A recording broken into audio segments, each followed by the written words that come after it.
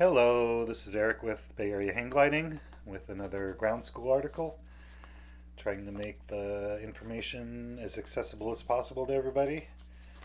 A lot of these articles were given to me by USHPA, and they're for ground school for any upcoming students, and then they were all articles out of the magazine, so I started accumulating other articles that I really liked and providing those to my students. I think this is one that was included with the more advanced. It's Downhill Landing Technique by Dennis Pagen, 2001, I believe, from the Hang Gliding magazine.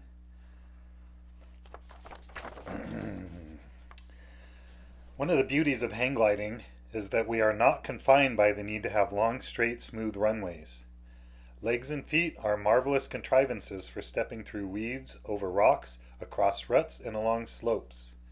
And so we regularly land on less than perfectly groomed, level terrain. With this greater flexibility comes greater freedom, but also a greater need to have versatile landing skills. In past articles in this magazine, we have presented tricks and techniques for landing safely in various situations: crosswinds, high winds, upslope with a tailwind, and on the level with a tailwind, emergency procedure. Here we'll add to our landing lore with a look at downhill landing. I've been made aware of the trepidation of some pilots have when faced with downhill landings through my experience in the World Hang Gliding Series. Some of the courses, in Colorado, Greece, Borneo, and Spain, had slight downhill slope landing fields, which some pilots found intimidating with their tight, high-performance gliders. Then, too, some of our recreational sites, Badger Mountain, Colorado, and Henson's Gap, Tennessee, for example, have downhill landings with some approach directions. And don't forget all those cross-country encounters with unpredictable slopes. We might not eagerly seek out downhill landings, but in the words of many a Victorian virgin, if it has to be done, let's do it. Downhill landing limits. First, we must define what we mean by a downhill landing and set some limits. For our purposes, landing downhill means landing where the ground falls away from us as we fly forward. Obviously, the slope can be shallow or steep. It should be clear that if the slope is too steep, we can never get our glider down before we have flown beyond the confines of the landing field. Thus, the limit of how steep a slope you can land on in the downhill direction is with the steepness angle slightly less than the angle of your glide path in ground effect, while you are standing up in landing position and flying near stall. It is nearly impossible to measure this angle, but I predict that with the VG off, it is near the best glide of the glider due to all the effects near the ground. Chart 1 lists the slope angles of various glide ratios. If you draw these angles on paper, you'll see they look about right as upper limits. How you decide if you can land downhill or not. So here's his formula, very bottom of glide ratios.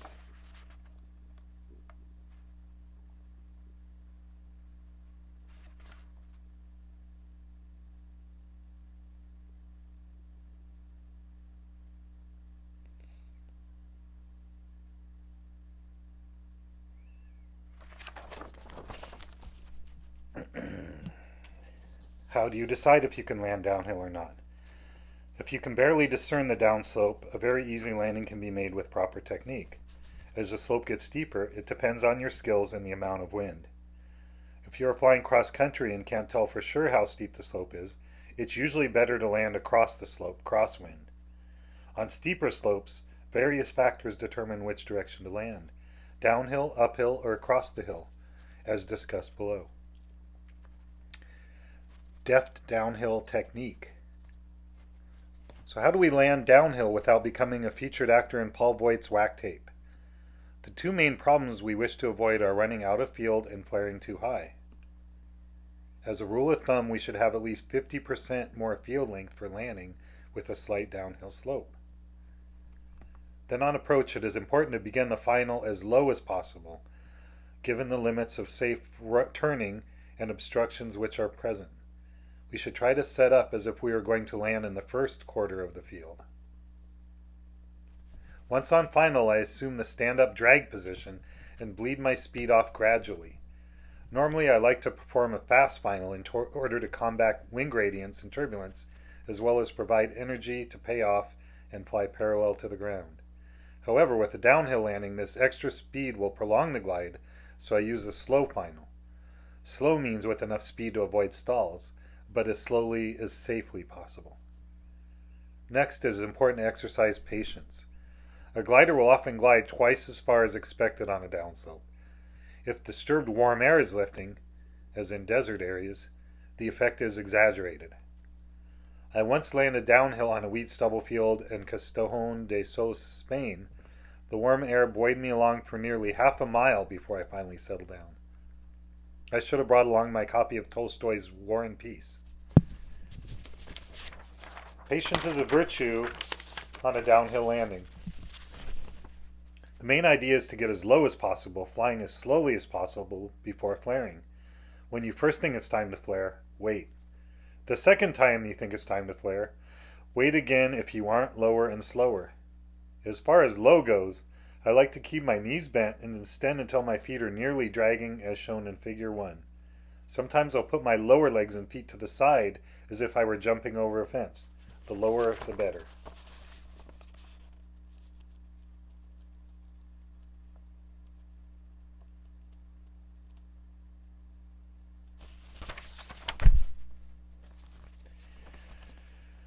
If you're landing in high weeds or crops, you must let your body enter the weeds, but use extreme caution to avoid having the weed tops catch your base tube and flatten you.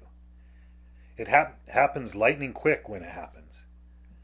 With no headwind, you should always expect to run a couple of steps during a downhill landing, so overly dense ground cover presents a hazard. One of the main secrets of a successful downhill landing is a sudden, aggressive, full flare. Such flare stops most forward motion so the ground doesn't drop away from you. Also, a very quick flare avoids ballooning up because the wing stalls before extra lift develops from the rising angle of attack. Contrary to intuition, having the VG pulled on helps in this situation because the flare can be more abrupt and more of the wing stalls at once. Of course, full VG makes you glide further, but if runout room isn't a problem, I prefer the VG on in this situation. Quite a few pilots have experienced downhill landings with full VG applied, many times in speed gliding courses. The best suggestion for downhill landings is to use a drogue chute. Such a landing aid device can steepen your normal glide path by a factor of 2 to 3. This effect is equivalent to flattening the downhill slope by a proportional amount. See figure 2.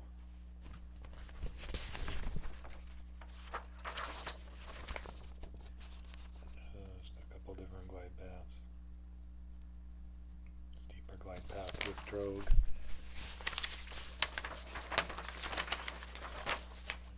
Where I was again. This effect was demonstrated dramatically during the World Hang Gliding Invitational in Borneo. Most of us struggled to land on a downward slope in one round. We glided an eternity close to the ground before plunking down at the end of the field. Manfred Rumer set up high, tossed his little silk chute, pulled in and landed lightly in half our distance. One word of caution: if you are going to use a drogue chute in this manner, always check it out ahead of time in slow flight to determine its behavior just before flare. Have a friend watch you land to make sure it doesn't collapse when you fly too slowly. Some do. If your chute does this, it will complicate your downhill landing since you will float further than expected. 2 other tricks should be mentioned as emergency procedures. Neither of them are 100% safe, but emergencies are emergencies. First, if you are running out of room, you can try dragging your feet to dissipate some energy. This act is nearly the same, but less effective, as adding a drogue chute. The danger is catching your foot on something or whacking it on a rock. The second technique is to perform a series of slow downs and speed ups on final approach. I have used this technique quite successfully on a fairly steep downhill slope with limited runout. The danger here is stalling or hitting the ground as you accelerate. Either case would hurt, and I don't recommend this technique for less than experts, although it is effective. Slope landing guidelines. Hopefully I have convinced you that excellent downhill landings are possible on slight slopes. However, as discussed earlier, there are safety limits that must be and make landing decisions. However, as discussed earlier, there are safety limits that must be, I guess I'm missing a sentence. I offered the general guidelines in Chart 2. Note that these are my personal guidelines and these should be tempered with consideration of each pilot's skill level. For example, I don't believe pilots below advanced intermediate level should be landing uphill on anything but the slightest slopes. The timing and approach speed requirements are too critical. In addition, pilots flying single surface gliders shouldn't attempt uphill landings on steeper slopes because, like paragliders, these wings do not have adequate speed retention to climb parallel with the slope. Shallow slope. The slope angle is equal to or less than half your glider's best glide angle. Moderate slope. The slope angle is between half and a few degrees more than your best glide angle. Now these are out of ground effect. Steep slope. The slope angle is greater than above. So that's obviously too steep to land on. Light winds. Less than 5 miles per hour blowing straight up the slope. Moderate winds between 5 and 12 miles per hour up the slope. Strong winds greater than 12 miles per hour up the slope. So this is where he has a chart of slope, shallow, wind light, suggested landing direction is downhill into the wind or across the slope. Shallow slope in moderate winds, you can still land downhill into the wind. Shallow and strong, downhill into the wind.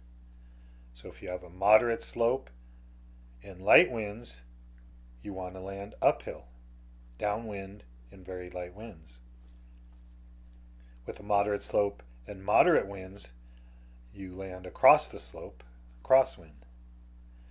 In moderate slope with strong winds, that's when you can land downhill into the wind.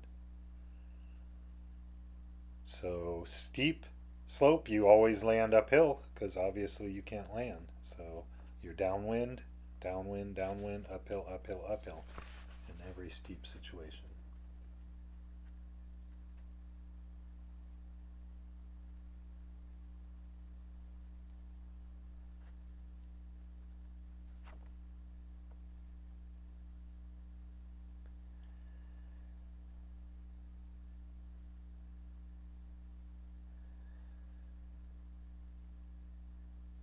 Hold it forever. People can pause it if they want to look at it longer. Notes: a headwind will steepen your glide path, so it makes the downhill landing easier on a shallow slope. This situation is most critical, for if the wind is over 5 miles per hour, the landing may be very hard if the slope isn't steep enough. To dissipate your forward ground speed with a climb. When in doubt, land across the slope in a crosswind. Landing downwind up a slope can be dangerous if the slope isn't steep enough. The crosswind option is attractive, especially if the wind isn't directly up the slope. Our books Hang Gliding Training Manual and Performance Flying discuss side slope landings, including turn and stall effects on pages 203 and 151 respectively. Note that in the case of the wind coming straight into the hill, the glider will be somewhat crabbed, so the effects are reduced somewhat. See Figure 3.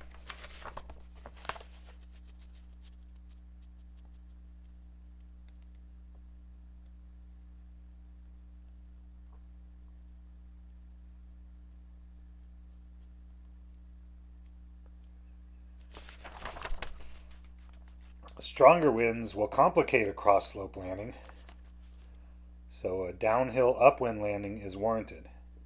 A slight bit of upslope lift may be realized, offsetting the headwind effect, so allow plenty of run-out room. When landing on a steep slope, you must land up the slope regardless of the wind direction. The technique is beyond the scope of this article. See our write-up in a previous issue of hang gliding. Suffice it to say that it is an advanced technique that has some potential danger and obvious limits. Lesser experienced pilots should not be flying into situations that result in a steep uphill landing. Downhill landings are not at the top of most pilots' favorite list. However, they shouldn't be considered something to be avoided at all cost, for in this sport, we are often faced with making lesser of two evil type decisions. Performing a downhill landing is much better than running into something or landing downwind on an inadequate slope. Perhaps you'll never intend to land downhill until suddenly you realize that your new site has a slight downhill grade in one direction, and today the wind favors that direction. This is the case at one of my local sites, and I've learned to love the challenge of landing downslope with aplomb rather than like a bomb. All right, another good article by Dennis Pagen. I've normally just stopped at the end, but I wanted to make a couple disclaimers I noticed during the time I read it. First of all, a lot of this stuff you have to take into account the type of glider you're flying. He didn't really have a lot of talk about a single surface or a double surface, except where he talked about an uphill landing, and that advanced pilots should be the ones doing uphill landings. But of course, that always depends. The technique is just different on a Falcon. You can land on an upslope with a Falcon, you just have to do it differently. I'm not going to talk too much about it. Okay, and the other thing I want to talk about, he was talking about having the VG pulled on and ground effect, and even before I got to the part about the VG pulled on, I wanted to point out the fact that as you get on higher performance gliders, as you're trying to milk it downhill and you're slowing that glider down as slow as possible but before you flare, that the tendency on a high performance glider is to have a sudden abrupt wing drop, which means you waited too late for the flare. So that's something to be watched out for as you hit higher performance gliders. Single surface gliders, definitely, an alpha, you can just mush it all the way to the ground. As you move up to a Falcon, it'll have a slight wing drop, but you can still, as he said, just get really close to the ground and wait as long as you can on the flare, and emphasizing that, being ready to run it out, and doing this technique with any ground cover can really complicate it, make it hard and dangerous, just as he said. Okay, so I think that's all about I'm going to add to the end of this one. Another article. Bye, everyone.